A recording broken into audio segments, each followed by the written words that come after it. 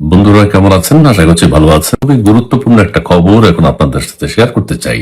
সেটি হচ্ছে বাংলাদেশের যত ক্যান্টনমেন্ট রয়েছে, বাংলাদেশ সেনাবাহিনীর যতগুলো ক্যান্টনমেন্ট আছে সবগুলোতে কিন্তু রেড অ্যালার্ট জারি করা হয়েছে।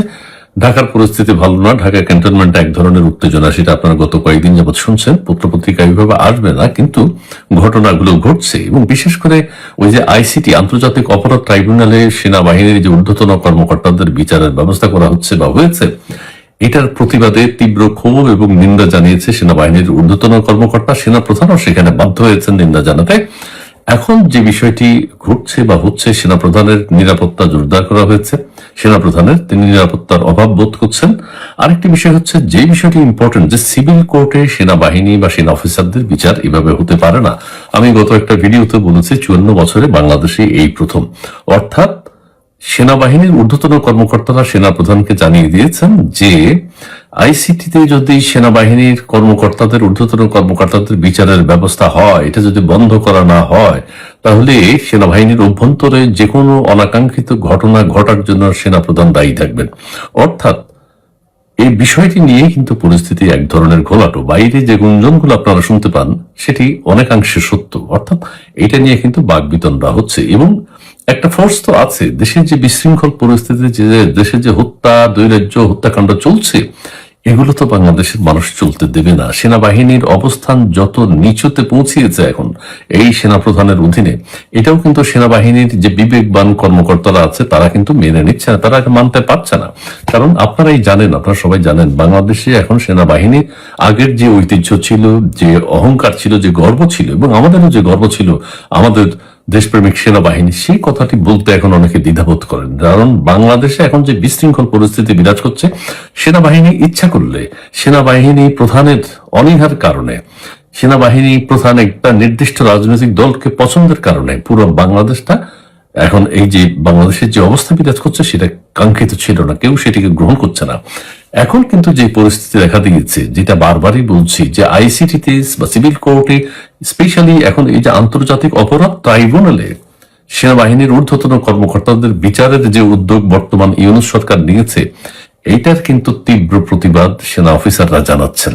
যে ভবিষ্যতে সেনাবাহিনী কোথায় গিয়ে দাঁড়াবে, সেনাবাহিনীর ভবিষ্যৎ কি, এগুলো তাদেরকে হতাশ করছে। এবং এই ব্যাপারে আমাদের সেনাপ্রধান, যিনি এখন ওয়াকারুজ্জামান সাহেব আছেন, তার নীরব ভূমিকা সেনা কর্মকর্তারা পছন্দ করছে না, জেনারেলরা পছন্দ করছেন না। এবং মিড লেভেলের যারা আছেন, ব্রিগেডিয়ার জেনারেল, কর্নেল বা অন্যান্য পদে যারা রয়েছেন, লেফটেন্যান্ট কর্নেল, তারাও কিন্তু তাদের ভবিষ্যৎ নিয়ে চিন্তিত। সেনাবাহিনীর ভিতরে যদি এইভাবে বাইরের কোর্টে বিচার আচার শুরু হয়, বিশেষ করে আন্তর্জাতিক অপরাধ ট্রাইব্যুনালে যদি এবার শুরু করে, আগামীতে সেনাবাহিনীর অস্তিত্ব নিয়ে বা থাকবে কিনা, সেনাবাহিনীর মর্যাদা থাকবে কিনা, সেটি নিয়ে বর্তমান সেনা কর্মকর্তারা চিন্তিত, এক্সেপ্ট আমাদের সেনাপ্রধান। কাজেই সেনাপ্রধানের সাথে রুদ্ধদ্বার বৈঠক হয়েছে জেনারেলদের, তারা তাদের অভিমত ব্যক্ত করেছেন। এবং ইয়াং জেনারেশনে যারা আছেন, অর্থাৎ ক্যাপ্টেন বা জুনিয়র লেভেলে যারা আছেন, মেজর, তারাও কিন্তু প্রতিবাদ করছেন। কারণ তারা তাদের ভবিষ্যৎ নিয়ে শঙ্কিত। এই অবস্থায় একটা বাহিনী, একটা সুসংগঠিত বাহিনী চলতে পারে না। বর্তমান সেনাপ্রধান সেনাবাহিনীকে যে বিশৃঙ্খল পরিস্থিতিতে নিয়ে গেছেন, তাতে সেনাবাহিনীরা, কর্মকর্তারা, সেনাবাহিনীর জেনারেলরা, সেনাবাহিনীর সাধারণ অফিসাররা উদ্বিগ্ন। তাদের বক্তব্য হচ্ছে, আইসিটিতে যদি সেনাবাহিনীর যে মেজর বা জেনারেলরা রয়েছেন, তাদের যদি বিচার হয়, বিচার করার উদ্যোগ যদি বাতিল করা না হয়, তাহলে সেনাবাহিনীর ভিতরে কোনো অনাকাঙ্ক্ষিত ঘটনার জন্য বর্তমান সেনাপ্রধান দায়ী থাকবেন। এবং যে কারণে সেনাপ্রধানের নিরাপত্তা জোরদার করা হয়েছে। অতীতে যে নিরাপত্তা ছিল, ব্যবস্থা ছিল, সেটা থেকে নিরাপত্তা ব্যবস্থা বাড়ানো হয়েছে। এবং সারা বাংলাদেশের সকল ক্যান্টনমেন্টগুলোতে রেড অ্যালার্ট জারি করা হয়েছে। যে কোনো মুহূর্তে যে কোনো কিছু ঘটতে পারে। প্রিয় দর্শক, ভালো থাকবেন, সুস্থ থাকবেন। দেশের বর্তমান পরিস্থিতি নিয়ে দেশের সাধারণ মানুষ, সুশীল সমাজ চিন্তিত। সেনাবাহিনীর সদস্যরাও তাদের ভবিষ্যৎ নিয়ে চিন্তিত। এত বিশৃঙ্খল পরিস্থিতিতে বাংলাদেশ সেনাবাহিনী আর কখনো পড়েনি। এমন নৈরাজ্যকর পরিস্থিতি বাংলাদেশ সেনাবাহিনী আর কখনো মোকাবেলা করেনি। এরকম একটা অসহনীয় পরিবেশ বাংলাদেশ সেনাবাহিনীতে আর কখনো তৈরি হয়নি, যেটা এই গত 11-13 মাসে ঘটেছে। ধন্যবাদ। আসসালামু আলাইকুম দর্শক, নানান চড়াই উতরাই পার হয়ে নানান নাটকীয়তা পার হয়ে বিএনপির ভারপ্রাপ্ত চেয়ারম্যান তারেক রহমান তিনি অবশেষে বাংলাদেশে আসছেন। তারেক রহমান বাংলাদেশে আসছেন, কখন আসছেন, কিভাবে আসছেন, এই নিয়ে বিস্তর আলোচনা। সারাদিনে যে কথাগুলো ডালপালা মেলেছে আমি সেগুলো আপনাদেরকে বলি, তারপরে এগুলো অথেন্টিফিকেশন নিয়ে বলবো। আমরা গত রাত মধ্যরাতে রাত 3টা সাড়ে 3টার দিকে প্রথম কনফার্ম হয়েছি।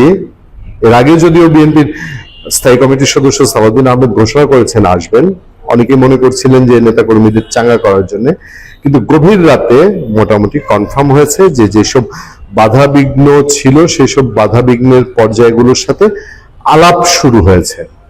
এই আলাপটা পজিটিভলি শুরু হয়েছে বলেই তারেক রহমান আসবেন বলে বিএনপির দিক থেকে জানানো হয়েছে। এবং এরপর তারেক রহমানের একটি ছবি সোশ্যাল মিডিয়ায় ছড়িয়েছে, বলা হচ্ছে তারেক রহমান রওনা দিয়ে দিয়েছেন। কেউ কেউ বলেছেন যে 2 তারিখ দিন গিয়ে রাত 3টায় তিনি ঢাকায় পৌঁছে যাবেন, কেউ কেউ বলছেন ভোরবেলায় পৌঁছাবেন। আমরা বিএনপির একেবারে জাতীয় স্থায়ী কমিটির নেতৃবৃন্দ, বিএনপির কেন্দ্রীয় অফিস এবং বিএনপির কেন্দ্রীয় অফিসের সশরীরে গিয়ে বিএনপির নেতাকর্মী, তাদের কাছে প্রতিটা নেতারই কিন্তু তাদের সিনিয়র দায়িত্বশীল নেতার সঙ্গে যোগাযোগ থাকে। এবং বললাম তো স্থায়ী কমিটির সদস্য, তাদের সঙ্গেও বোঝাপড়া শেষে যেটা বুঝতে পেরেছি, স্থায়ী কমিটির সব সদস্য এখন ক্লিয়ার না যে তারেক রহমান ফাইনালি আসছেন কিনা। কেউ কেউ আমাদের দেখে, আমরা যখন জানতে চাইছি আমরা বলছি যে আমাদের কাছে তথ্য আছে তারেক রহমান আসার মতন একটা প্রক্রিয়া শুরু হয়েছে। তখন বললেন উনি কি চুপি চাপি আসবেন? আমি প্রশ্ন করলাম চুপি চাপি না সাড়ম্বরে জানি না, তবে উনি কি স্থায়ীভাবে আসছেন না সাময়িক সময়ের জন্য আসছেন? বিএনপির দায়িত্বশীল নেতা উত্তর দিয়েছেন যদি চলেই আসেন তাকে আবার ফেরত পাঠাবে কে? সেই কার সেই হিম্মত আছে বা সেই সুযোগ আছে? অর্থাৎ তারেক রহমান যদি একবার দেশে আসেন তাহলে তিনি স্থায়ীভাবে আসবেন। তারপর লন্ডনে বিভিন্ন সূত্র, আমি আজ যখন কথা বলছি 1 ডিসেম্বর 2025, সেদিন দুপুরবেলা অর্থাৎ লন্ডন সময় সকালবেলায় সেখানে বিভিন্ন সোর্সে যোগাযোগ হয়েছে, কথা হয়েছে। তারাও বলছেন যে এখনো প্রক্রিয়ার মধ্যে আছে। কোন কোন সোর্স থেকে বলা হয়েছে আরো 2টা দিন বেশি অপেক্ষা করেন, 2টা দিন পরে তিনি যদি আসেন তিনি হয়তো আজকালের মধ্যে আসার যে একটা আওয়াজ সারা দেশে ছড়িয়েছে বা বিএনপির নেতাকর্মীরা উৎসুকভাবে অপেক্ষা করছেন, সেটা না, 1-2 দিন সময় হয়তো লাগবে তাকে আরো বাড়তি ক্লিয়ারেন্স, শেষ থেকে সে 2টি জায়গার ক্লিয়ারেন্সের আলাপ করা হচ্ছে। আপনারা জানেন বিএনপি চেয়ারপারসন বেগম খালেদা জিয়ার তার নিরাপত্তায় এসএসএফ নিয়োগ মোতায়েন করা হয়েছে। ইভেন তারেক রহমান আসলে পরে তিনি এসএসএফ সিকিউরিটি পাবেন সরকারের দিক থেকে, মোটামুটি এখন এই নিশ্চয়তা দেওয়া হচ্ছে। সরকারের আবারও পররাষ্ট্র উপদেষ্টা তিনি জানিয়েছেন তারেক রহমান কোনো ট্রাভেল পাস এখনো চাননি। তবে তারেক রহমানের স্ত্রী জুবাইদা রহমান এবং তারেক রহমানের কন্যা জাইমা রহমান, তারা দুজন মোটামুটি প্রস্তুত পর্যায়ে আছেন।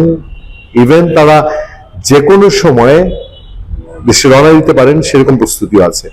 তবে মূলত তাদের একই সাথে তারেক রহমান, তারেক রহমানের স্ত্রী এবং তারেক রহমানের কন্যা, 3 জনের একই সাথে দেশে ফেরার সম্ভাবনাটাই সবচেয়ে বেশি বলে বিএনপির ভেতরে আলাপ হচ্ছে।